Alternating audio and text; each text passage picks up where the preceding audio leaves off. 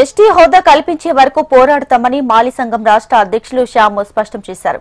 ఆసిఫాబాద్ జిల్లా కాగజ్నగర్ మండలంలో మాలి సంక్షేమ రాష్ట్ర జిల్లా ముఖ్య నాయకులు సమావేశం నిర్వహించారు. తెలంగాణ రాష్ట్రంలోని మాలి కులస్తులను ఎస్టీ జాబితాలో చేర్చుకుంటే మలిదశ ఉద్యమాన్ని ప్రారంభిస్తామని చెప్పారు.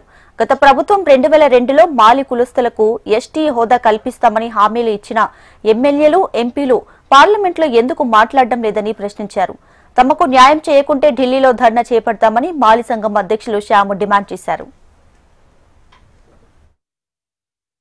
ముఖ్యంగా ఈరోజు మాలి కులస్తులు మరి తెలంగాణలో ఉన్న మాలి కులస్తులకు బీసీ సర్టిఫికేట్ ఇస్తూ ఆంధ్ర రాయలసీమ ప్రాంతంలో ఉన్నటువంటి మాలీలకు ఎస్టీ హోదా ఇవ్వడం వల్ల మేము ఇక్కడ ఆర్థికంగా, సామాజికంగా, విద్యా ఉద్యోగపరంగా ప్రభుత్వ ప్రైవేట్ రంగం లోపల చాలా వెనుకబడి ఉన్నాం. కాబట్టి గత 40 సంవత్సరాల నుండి మా సంఘపరంగా అనేక పోరాటాలు చేస్తున్నాం ఎస్టీ హోదా కొరకు.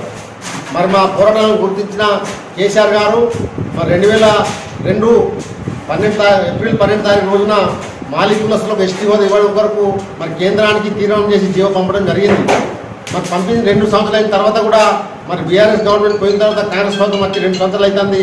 ఇప్పటి వరకు కూడా ఆ జీవో మీద ఎటువంటి చర్య తీసుకోవడం లేదు.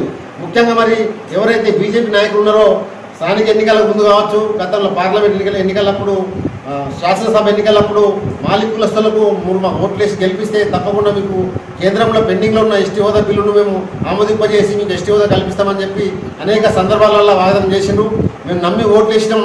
మరి వాళ్ళు సీట్లు ఎక్కిళ్ళు ఇప్పటి వరకు 2 సంవత్సరాలు అయినా కానీ మరి బీజేపీ నుండి గెలిచిన 8 మంది ఎంపీలు కావచ్చు, అదేవిధంగా కాంగ్రెస్ నుంచి గెలిచిన 8 మంది ఎంపీలు, శాసనసభ్యులు కూడా పట్టించుకోవడం లేదు. కాబట్టి మేము మరొకసారి మలిదశ ఉద్యమాన్ని రూపొందించడానికి ఈరోజు ఈ కార్యక్రమాన్ని తీసుకోవడం జరిగింది.